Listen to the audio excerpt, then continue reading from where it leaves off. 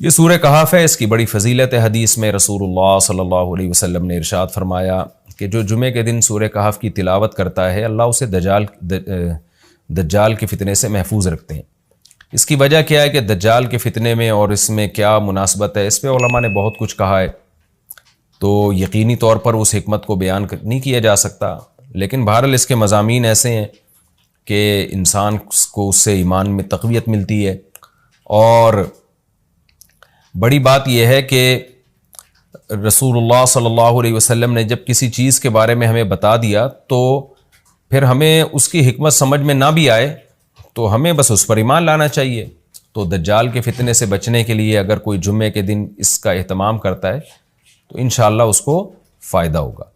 دجال کے فتنے سے بچنے میں سرسری غور سے ایک بڑی حکمت یہ معلوم ہوتی ہے کہ اللہ تعالیٰ نے بڑے بڑے قدرت کے اپنے نمونے دنیا میں دکھائے ہیں، جیسے اس میں خضر علیہ السلام کا واقعہ آئے گا، اصحاب کہف کا واقعہ، ذوالقرنین کا واقعہ، کہ کیسی اللہ نے ان کے ہاتھوں پہ اپنی قدرت کو ظاہر کیا۔ تو یہ اللہ تعالیٰ کے مختلف کام ہیں، یاجوج ماجوج کا تذکرہ بھی آئے گا اس میں۔ تو اس میں ہمیں پتہ چلتا ہے کہ اللہ کی قدرتوں میں بہت بڑی بڑی قدرتیں، اللہ مخلوق سے بھی بعض دفعہ بڑے بڑے کام لے لیتے ہیں۔ تو دجال بھی اللہ کی ایک مخلوق ہوگا، تو وہ اگر بڑے بڑے محیر العقول کام دکھا رہا ہے تو یہ اس کی علامت نہیں ہوگی کہ یہ خدا ہے۔ جیسے ذوالقرنین سے اللہ نے بڑا کام لیا تو وہ خدا تھوڑی بن گئے، اور خضر علیہ السلام کے ذریعے اللہ نے مردے کو زندہ ایک جو ہے نا وہ دیوار کو سیدھا کروا دیا اور تختہ جڑوا دیا، اور کچھ انہوں نے اللہ کے بتانے سے غیب کی خبریں بتا دیں، تو اس سے وہ خدا تو نہیں بن گئے۔ اور جو اس طرح اصحاب کہف کئی سو یعنی 300 سال تک غار میں سوتے رہے تو اس سے وہ خدا نہیں بن گئے۔ تو ایسے ہی دجال کے جب ہم محیر العقول واقعات دیکھیں گے تو یہ اس کی علامت نہیں ہے کہ یہ خدا ہے، بلکہ اللہ کی مخلوق ہے۔ تو اللہ تعالیٰ نے جیسے پچھلے پیغمبروں میں ایسے واقعات رونما ہوئے اور مقصد لوگوں کی آزمائش تھا، تو دجال بھی لوگوں کی آزمائش ہی کے لیے آئے گا۔ اور بہت ساری حکمتیں ہیں جو علماء نے بیان کی ہیں۔ اچھا، یہ جو جمعے کے دن سورہ کہف پڑھنے کی فضیلت ہے، تو یہ جمعے کی رات کو اگر کوئی پڑھ لے تو بھی یہ فضیلت حاصل ہو جائے گی، تو کیونکہ روایات میں جمعے کی رات کا بھی تذکرہ ملتا ہے اور جمعے کا بھی تذکرہ ملتا ہے۔ الحمدللہ الذی، تمام تعریفیں اس اللہ کے لیے ہیں، انزل علی عبدہ الکتاب، جس نے اپنے بندے پر کتاب کو نازل کیا، ولم یجعل لہ عوجا، اور اس کتاب میں اس نے کوئی کجی نہیں رکھی۔ یہ قرآن کا کمال ہے، آپ الحمد سے لے کے والناس تک پڑھیں، 2 اور 2 4 کی طرح اس کی آیتیں اور اس کے مضامین سمجھ میں آتے ہیں۔ قرآن کے علاوہ کوئی بھی مذہبی کتاب آپ پڑھ لیں نا تو آپ کو سمجھ میں نہیں آئے گی کہ یہ کیا کہا جا رہا ہے اس میں، اور وہ باتیں نیچر کو اپیل بھی نہیں کریں گی، اور انسان وسوسوں کا شکار ہو جائے گا اور مصیبت میں پڑ جائے گا۔ لیکن قرآن کے دعوے کتنے واضح ہیں، اور دعووں میں تناقض نہیں ہے۔ قرآن نے کہا خدا ایک ہے، ہر جگہ یہی کہا کہ ایک ہے۔ محمد صلی اللہ علیہ وسلم کو کہا کہ نبی ہیں، بشر ہیں نبی ہیں، تو بشریت کو ثابت کیا قرآن نے۔ جہاں نبی صلی اللہ علیہ وسلم سے اوٹ پٹانگ معجزوں کا مطالبہ کیا گیا تو بتا دیا گیا میں بشر ہوں۔ ایک ہی دعویٰ رہا ہے مسلسل شروع سے آخر تک، اور آخری نبی ہونے کا جب دعویٰ کیا گیا تو آخری ہی، یہ نہیں کہ پھر قرآن میں اشارے دے دیے ہوں کہ کوئی اور نبی بھی آئے گا۔ تو تناقض نہیں ہے قرآن میں۔ نماز کو فرض کیا تو نماز فرض ہے۔ تو یہ جتنے مضامین، پھر اخلاقیات کی جو تعلیم دی وہ تعلیم سیم ہے۔ تو یہ ہے کہ عوج نہیں ہے، بالکل نیچر کو اپیل کرنے والی 2 اور 2 4 کی طرح صاف ستھری باتیں ہیں قرآن مجید میں۔ یہ خود قرآن کا ایک بہت بڑا معجزہ ہے۔ آپ کبھی بھی کسی جھوٹے آدمی کو جب سنیں گے نا، اس کی باتوں میں ٹکراؤ بہت ہوگا۔ میں ایک دفعہ تحقیق کر رہا تھا، یہ منکرین حدیث جو ہیں جنہوں نے کہا، دعویٰ کیا کہ حدیث حجت نہیں ہے، تو ہمارے شیخ حضرت مفتی رشید احمد صاحب رحمہ اللہ تعالی نے اصل الفتاویٰ کی 2 جلد میں ان کے خلاف بہت کچھ لکھا ہے۔ تو اس میں ایک بڑی دلچسپ بات یہ تھی کہ جب یہ منکرین حدیث کا جو بانی ہے نا، پرویز نام تھا اس کا، پورا نام اس وقت ذہن میں نہیں ہے، تو اس کی کتابوں سے حضرت نے تناقض نکالا۔ مفتی رشید احمد صاحب رحمۃ اللہ علیہ نے تناقض کیا نکالا؟ ایک جگہ لکھ رہا ہے کہ حدیث حجت نہیں ہے، دوسری جگہ لکھ رہا ہے کہ حدیث حجت تو ہے لیکن جن ذرائع سے ہم تک پہنچی وہ ذرائع حجت نہیں ہے، اور ایک جگہ لکھ رہا ہے کہ حدیث حجت بھی ہے لیکن صرف نبی صلی اللہ علیہ وسلم کے دور تک کے لیے حجت ہے، ہمیشہ کے لیے حجت نہیں ہے۔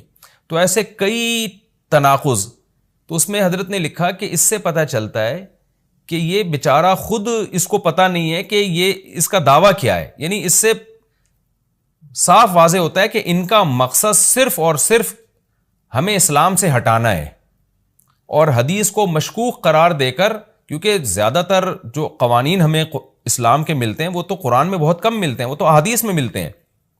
قرآن تو زیادہ تر عقیدے کی بات کرتا ہے، آخرت کے تصور کو ہماری نظروں میں اجاگر کرتا ہے، اخلاقیات سکھاتا ہے، مسائل، فقی مسائل، وہ تو زیادہ تر احادیث میں ہے، اسلامی قانون جسے ہم کہتے ہیں. تو مقصد اس کا یہ ہے کہ اسلامی قانون سے کسی طرح لوگوں کو ہٹایا جائے. تو جیسے جس وقت بن پڑی وہ دعویٰ اس نے کر دیا. کبھی مجلس دیکھی کہ یار اس وقت یہ دعویٰ کرنا زیادہ مناسب ہے کہ حدیث حجت تو ہے لیکن جن ذرائع سے پہنچی وہ ذرائع قابل اعتماد نہیں ہے، تو وہاں اس نے یہ دعویٰ کر دیا.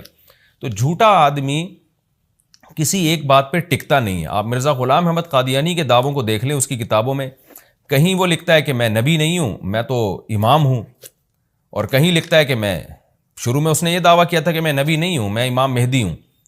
پھر اس نے دعویٰ کیا میں حضرت وہی عیسیٰ علیہ الصلوۃ والسلام جو مسیح موعود وہ ہوں. اس کی کتابوں میں اتنا ٹکراؤ ہے. وجہ اس کی ہے کہ باطل کا ایک ہدف ہوتا ہے، تو وہ دیکھتا ہے کہ جیسا دیس ویسا بھیس. جیسے اس کا ہدف ہوتا ہے شہرت، دولت، اور یا لوگوں میں پھوٹ ڈالنا یا کوئی منصب حاصل کرنا کسی سے، تو وہ پھر دیکھتا ہے کہ جس وقت جو طریقہ اس کو سوٹیبل لگتا ہے نا، وہ وہی طریقہ اختیار کر لیتا ہے. تو ہر باطل میں یہ ہوتا ہے. آج بھی ہم دیکھتے ہیں جو اہل باطل ہوتے ہیں وہ کسی ایک بات پہ ٹکتے نہیں ہیں. ایک تو ہوتا ہے نا انسان سے غلطی سے ایک دعویٰ ہو گیا اس سے رجوع کر لے، وہ ایک الگ چیز ہے، وہ تو ہر انسان سے خطا ہو سکتی ہے. لیکن اہل باطل کے دعووں میں بہت ٹکراؤ ہوتا ہے، وہ کسی ایک بات پہ ٹکتے نہیں ہیں. آج بہت سارے اسکالرز ایسے ہیں کہ آپ جب ان کی تقریریں سنیں گے یا ان کی کتابیں پڑھیں گے تو انہیں بہت ٹکراؤ نظر آئے گا. اسی سے صاف پتہ چل جاتا ہے کہ یہ لوگ اپنے دعوے میں مخلص نہیں ہیں، ان کا مقصد پھوٹ ڈالنا ہے. تو جتنی جو تحریف شدہ آسمانی کتابیں ہیں، یہ جتنے باطل مذاہب ہیں، ان میں بھی آپ کو یہ ٹکراؤ نظر آئے گا. تو قرآن یہ دعویٰ بار بار کرتا ہے کہ اللہ تعالیٰ نے جو کلام اپنے حبیب صلی اللہ علیہ وسلم پہ نازل کیا اس میں آپ کو عوج نظر نہیں آئے گا، کوئی کجی نظر نہیں آئے گی. بہت واضح 2 اور 2 4 کی طرح وہ اپنے دعووں کو دعوے کرتا ہے قرآن مجید، اور اس پر دلائل قائم کرتا ہے. قیماً، اللہ فرماتے ہیں سیدھا سیدھا کلام ہے. لینذر بأسا، تاکہ یہ ڈرا دے. کہ اللہ تو نے اتنا صاف ستھرا کلام نازل کیوں کیا؟ اللہ کہتے ہیں 2 وجہ سے.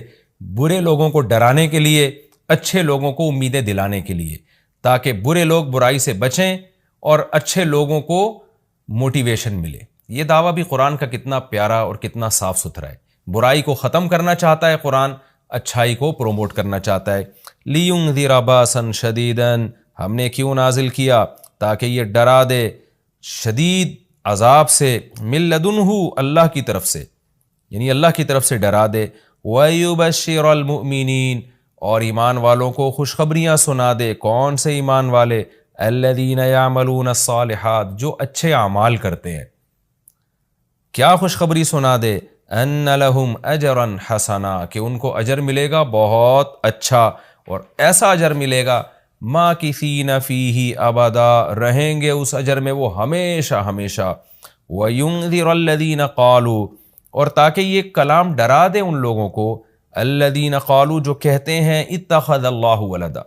اللہ نے ڈرانے کا ذکر 2 دفعہ کیا، اس لیے کہ ایک تو عام لوگ جو برے ہوتے ہیں ان کو ڈرا دے، اور مشرکین میں خاص طور پر یہ برائی تھی کہ یہود و نصارہ کی باتوں میں آ کے اللہ کے لیے اولاد ٹھہرا لیا کرتے تھے. وہ فرشتوں کو بیٹیاں کہہ دیا، یا عیسائیوں کی باتوں میں آ کے اللہ کے لیے اولاد ٹھہرا دی. تو اس لیے اللہ نے خاص طور پر ان مشرکین اور ان کافروں کا ذکر کیا جو نبی صلی اللہ علیہ وسلم کے دور میں اللہ کے لیے اولاد ٹھہراتے تھے، کہ اللہ ان کو بھی ڈرا دیا جائے. وَيُنذِرَ الَّذِينَ قَالُوا، اور ڈرا دے ان لوگوں کو جو کہتے ہیں اتخذ اللہ ولدا، کہ اللہ نے ٹھہرا لی ہے اولاد. سورہ کہف بھی مکی صورتوں میں سے ہے نا، تو اس میں بھی توحید کا مضمون بہت ہوگا. ما لہم بہ من علم، نہیں ہے ان کے لیے اس دعوے پر کوئی دلیل. ولا لآبائہم، اور نہ ان کے باپ دادا کے پاس کوئی دلیل تھی. یہ اکثر کہتے تھے نا بھائی ٹھیک ہے ہمارے پاس دلیل نہیں ہے لیکن ہم اپنے باپ دادا کو فالو کرتے ہیں. تو اللہ کہتے ہیں تمہارے باپ دادا کے پاس کون سے اس دعوے کی کوئی دلیل تھی؟ اور یہ جملہ ہلکا نہیں ہے. کبرت کلمۃ، بہت بڑا ہے یہ کلمے کے اعتبار سے. ایسا کلمہ جو ان کی منہ سے نکلتا ہے، منہ سے نکلنے والا کلمہ، یہ بہت بڑا کلمہ ہے، بہت بھاری ہے زمین اور آسمان پر، کہ اللہ کے لیے اولاد ٹھہرا دی. ان یقولون الا کذبا، نہیں بولتے یہ لوگ مگر نرا جھوٹ بولتے ہیں یہ. فَلَعَلَّكَ بَاخِعٌ نَفْسَكَ عَلَىٰ آثَارِهِمْ۔ اللہ تعالیٰ اپنے حبیب صلی اللہ علیہ وسلم کو تسلی دے رہے ہیں کہ اتنا صریح جھوٹ بولتے ہیں اور آپ کی دعوت اتنی واضح ہے پھر بھی یہ ایمان نہیں لاتے، تو اے نبی کہیں ایسا نہ ہو کہ آپ غم میں اپنی جان ہی نہ ہلاک کر بیٹھیں، کیونکہ رسول اللہ صلی اللہ علیہ وسلم کا دل بہت گھٹتا تھا کہ اتنی واضح بات میں کر رہا ہوں، اتنا میرے دعوے میں اتنی کلیئرٹی ہے، اس کے باوجود یہ مانتے کیوں نہیں ہیں؟ تو غم سے آپ کا سینہ گھٹتا تھا، تو اللہ نے آپ کو بتایا کہ یہ آپ کی حالت یہ ہو گئی ہے شاید کہ آپ اپنی جان ہی ہلاک کر بیٹھیں۔ دیکھیں اللہ کا شاید یہ ہماری زبان میں اللہ ہم سے بات کرتے ہیں نا، ورنہ اللہ کے لیے تو شاید نہیں، اللہ کے لیے جو چیز ہوتی ہے یقینی ہوتی ہے۔ تو یہاں شاید کا مطلب کیا ہوگا کہ کوئی بھی دیکھنے والا آپ کی کنڈیشن کو دیکھے نا اس وقت، تو وہ کہے گا کہ آپ کی موت نہ واقع ہو جائے، اتنا غم ہے آپ کو۔ تو مقصد ہے غم کی شدت کو بیان کرنا۔ تو اللہ فرماتے ہیں شاید کہ آپ اپنی جان ہی ہلاک کر بیٹھیں ان کے پیچھے، یعنی ان کے غم میں۔ اگر یہ لوگ اس قرآن پر ایمان نہ لے کر آئے، اسفا، افسوس اور غم میں آپ کی جان ہی کہیں آپ ہلاک نہ کر بیٹھیں۔ پھر آگے اللہ بتا رہے ہیں کہ یہ ایمان کیوں نہیں لے کر آتے۔ آپ غم نہ کریں، آپ کی دعوت میں کوئی کمی نہیں، آپ کے دلائل میں کوئی کمی نہیں، ایمان نہ لانے کی وجہ ہم بتاتے ہیں کیا ہے۔ کچھ لوگ لائیں گے، کچھ نہیں لے کر آئیں گے، وجہ کیا ہے وہ ہم بتا رہے ہیں اگلی آیت میں، اِنَّا جَعَلْنَا مَا عَلَى الْأَرْضِ، ہم نے بنایا ہے ہر اس چیز کو جو زمین کے اوپر ہے، زینت اللہ، زمین کے لیے یعنی زمین والوں کے لیے زینت، اٹریکٹیو بنایا ہم نے۔ زمین اجڑی ہوئی ہوتی، کسی کا دل ہی نہ لگتا زمین میں، تو سارے آخرت ہی کی فکر میں لگ جاتے، لیکن زمین میں اٹریکشن ایسی پیدا کر دی ہے کہ یہ اللہ سے غافل کرتی ہے، حق سے دور کرتی ہے۔ ہر آدمی اس زمین کی زینت کو حاصل کرنے کی کوشش کرتا ہے۔ زینت وہ چیز ما یتزین، جو مزین ہوتی ہے اور جس کی طرف انسان کی اٹریکشن ہوتی ہے، چاہے حقیقت میں وہ اٹریکشن کے قابل ہو یا نہ ہو۔ جیسے گندگی کا ڈھیر ہے، اٹریکشن نہیں ہوتی، لیکن آپ نے اس کے اوپر ایک خوبصورت ململ کا کپڑا ڈال کے خوشبو چھڑک دی تو اب وہ دیکھنے میں بھلی لگنے لگے گی۔ تو جو چیز دیکھنے میں بھلی لگتی ہے اس کو مزین کہا جاتا ہے، چاہے حقیقت میں ہو یا نہ ہو۔ تو اللہ نے کہا کہ ہم حقیقت میں زمین اچھی ہے یا نہیں ہے یہ لوگ اس کو نہیں دیکھتے، بس اٹریکٹیو ہے اس کو دیکھتے ہیں کہ اس کا یہ اٹریکٹ کرتی ہے اپنی طرف۔ حقیقت میں دیکھا جائے تو مسافر خانہ ہے نا، کتنی بھی مل جائے تو ختم ہونے والی ہے، تو فنا ہونے والی چیزوں سے کون دل بہلاتا ہے۔ لیکن اللہ بتا رہے کہ ہم نے چونکہ اس کو مزین کر دیا ہے، تو اس مزین ہونے کا نتیجہ یہ ہے کہ کچھ لوگ اس میں پڑھ کے اللہ کو بھول جاتے ہیں اور کچھ اس کی حقیقت کو دیکھ کر اللہ کو یاد رکھتے ہیں۔ تو آزمائش جب ہی ممکن ہے جب اس زمین کو اٹریکٹیو بنایا جائے۔ آگے اس لیے اللہ نے فرمایا کہ ہم نے بنایا ہے جو کچھ اس زمین کے اوپر ہے، زینت اللہ، زمین کے لیے مزین۔ کیوں بنایا ہے؟ لِنَبْلُوَهُمْ، تاکہ ہم لوگوں کو آزمائیں، ایہم احسن عملا، کہ ان میں عمل کے لحاظ سے زیادہ اچھا کون ہے۔ اگر زمین کو مزین نہ بنایا جاتا تو سارے عمل کے لحاظ سے بہت اچھے ہو جاتے، کیونکہ قربانی نہ دینی پڑتی۔ اب اس مزین زمین کی بہت سی چیزوں کو چھوڑنا پڑتا ہے، نماز کے وقت دکان چھوڑنی پڑتی ہے، اور صدقات و خیرات کے وقت مال کی قربانی دینی پڑتی ہے، اور جو شریعت کے جتنے بھی احکام ہیں تو جاہ کی قربانی دینی پڑتی ہے، منصب کی قربانی دینی پڑتی ہے۔ تو اللہ کہتے ہیں ہم نے چونکہ مزین بنا دیا تاکہ ہم لوگوں کو آزمائیں۔ تو ظاہر ہے جب آزمائش ہوتی ہے تو اے نبی کچھ لوگ کامیاب ہوتے ہیں اور کچھ لوگ ناکام ہوتے ہیں۔ تو آپ چاہتے ہیں کہ ساری دنیا ایمان لے آئے، سارے نیک بن جائیں، یہ آپ کی چاہت پوری نہیں ہو سکتی، کیونکہ امتحان میں 100% لوگ کامیاب عام طور پر نہیں ہوا کرتے۔ وَإِنَّا لَجَاعِلُونَ مَا عَلَيْهَا صَعِيدًا جُرُزًا، اور یاد رکھو جو کچھ زمین کے اوپر ہے ہم اس کو بنانے والے چٹیل میدان۔ یعنی اللہ نے جب یہ کہا نا کہ زمین کے اوپر کی چیزوں کو ہم نے مزین کر دیا، تو آگے نافرمانوں کو ایک دھمکی بھی دے دی ہے کہ تم جو اس میں پڑھ کر ایمان سے اور نیک عمل سے غافل ہو رہے ہو کہ بھئی اتنی اٹریکشن ہے، تو اس کا ایک دوسرا پہلو بھی ہے۔ وہ پہلو کیا ہے؟ چٹیل میدان بن جائے گی، سب تباہ و برباد ہو جائے گا۔ یعنی ایگزامینیشن ہال میں جب جو نعمتیں آپ کو دی جاتی ہیں وہ ہمیشہ کے لیے تھوڑی دی جاتی ہیں، وہ تو اس وقت تک کے لیے دی جاتی ہیں جب تک امتحان چل رہا ہے، اس کے بعد وہ لے لی جاتی ہیں واپس۔ تو اسی طرح اللہ اس زمین کو ختم کر دیں گے، اور تب پوری ترقی، جو انسان کی جتنی بھی ترقی ہے زمین میں اور کائنات میں، ساری زمین بوس ہو کے ختم ہو جائے گی، اور اللہ تعالیٰ جس مقصد کے لیے انسان کو پیدا کیا گیا اس مقصد کے بارے میں انسان سے سوال کریں گے۔ ام حسبت ان اصحاب الکہف والرقیم. قرآن نے یہ کچھ تمہید بیان کی کہ یہ دنیا آزمائش کے لیے اور سب کچھ ختم ہو جائے گا جو قرآن کا اصل مقصود ہے. اب قرآن ایک واقعے کی طرف آتا ہے. مشرکین مکہ یہود و نصارہ سے بہت سی چیزیں سنا کرتے تھے اور یہود آ کے ان کو چپکے گائیڈ کرتے تھے کہ جس نے نبوت کا دعویٰ کیا ہے نا تم ان سے یہ سوال پوچھو، تم ان سے یہ سوال پوچھو. پھر یہود دیکھتے تھے کہ ہماری تورات کے مطابق جواب ملتا ہے کہ نہیں ملتا. تو ان کا یعنی خیال یہ تھا کہ محمد صلی اللہ علیہ وسلم جواب نہیں دے پائیں گے تو ہم بتائیں گے دیکھو ہماری تورات میں تو یہ لکھا ہے، اگر یہ اللہ کے نبی ہیں تو یہ تو ہر آسمانی کتاب یہ واقعہ بیان کرتی ہے تو قرآن کیوں بیان نہیں کر رہا. تو یہودیوں نے آ کے مشرکین مکہ سے کہا. مشرکین مکہ نے نبی صلی اللہ علیہ وسلم سے سوال پوچھا. ان میں 3 سوال تھے. ایک روح سے متعلق جس کا سورہ بنی اسرائیل میں جواب دے دیا گیا، ایک حضرت ذوالقرنین سے متعلق کہ وہ کون سا بادشاہ تھا جس نے پوری دنیا پہ حکومت کی ہے، ان کا تذکرہ اللہ نے قرآن میں بیان کیا، اور ایک اصحاب کہف کے بارے میں. تو اب قرآن ان کے واقعے کو بیان کر رہا ہے. ام حسبت ان اصحاب الکہف والرقیم کانوا من آیاتنا عجبا. اے نبی آپ یہ سمجھتے ہیں کہ اصحاب کہف اور جبل والے پہاڑ والے لوگ، غار اور پہاڑ والے لوگ کیا ہماری نشانیوں میں سے بڑی عجیب نشانی تھے؟ کیا آپ یہ سمجھتے ہیں؟ یعنی یا تو اس کا جواب یہ کہ واقعی یہ نشانی تھے، یا یہ کہ یہ اتنی بڑی نشانی نہیں تھے جتنی بڑی اس کائنات کو بنا دینا بڑی نشانی ہے. اذ اول فتیتو، اللہ نے اس واقعے کو بیان کیا. اس وقت کو یاد کرو جب چند نوجوانوں نے ٹھکانہ پکڑا الی الکہف، ایک بڑے غار کی طرف. فقالو، پھر کہنے لگے. اب دیکھیں قرآن جب واقعہ بیان کرتا ہے نا تو سوال تو مشرکین نے اصحاب کہف کا پوچھا تھا. بتا دیا جاتا بھئی ایک زمانے میں اصحاب کہف تھے جو مشرک بادشاہ تھا جس کے ظلم سے تنگ آ کے وہ علاقہ چھوڑ کے چلے گئے اور 300 سال غار میں رہے اور پھر 300 سال کے بعد واپس آئے اور لوگوں نے پھر بڑی عقیدت کی، محبت کی. بس اتنا کافی تھا. لیکن قرآن واقعہ اس انداز سے بیان کرتا ہے کہ اس میں اسباق ملنا شروع ہو جائیں، ہمیں اس میں اسباق ملنا شروع ہو جائیں. اب دیکھیں شروع کیسے کیا جا رہا ہے. کیا تم یہ سمجھتے ہو کہ اصحاب کہف کا واقعہ کوئی عجیب واقعہ ہے؟ یعنی اللہ کے لیے تو کوئی عجیب نہیں ہے. یعنی انسانوں پر گویا اللہ تعجب کر رہے ہیں کہ اس واقعے کو تم عجیب سمجھ رہے ہو، اور اس سے بڑے عجیب کام جو ہم نے کر دیے، پانی کے قطرے سے انسان کو بنا دیا اور اتنا بڑا نظام بنا دیا ہم نے کائنات کا، اس کو عجیب نہیں سمجھ رہے. تو یہ انسان کی بھی عقل ہے نا کہ ایک واقعہ عجیب و غریب ہو جائے تو اس پہ حیران ہو رہا ہوتا ہے، اور وہ پوری کائنات بن گئی اور انسان کا پانی سے وجود میں آ جانا، چونکہ یہ ہم اس کے عادی ہو چکے ہیں یہ منظر دیکھنے کے، تو یہ ہمارے نظر میں عجیب نہیں رہا، ورنہ حقیقت میں تو اس سے زیادہ عجیب کام اللہ کر چکا ہے. تو ایک تو سبق اللہ نے ہمیں یہ بتایا اس واقعے میں کہ یہ واقعہ اتنا عجیب نہیں جتنا اللہ کے دوسرے کام زیادہ عجیب ہیں. تو قرآن واقعہ بیان کرتا ہے اس انداز سے تاکہ ہمیں اس سے اسباق ملیں.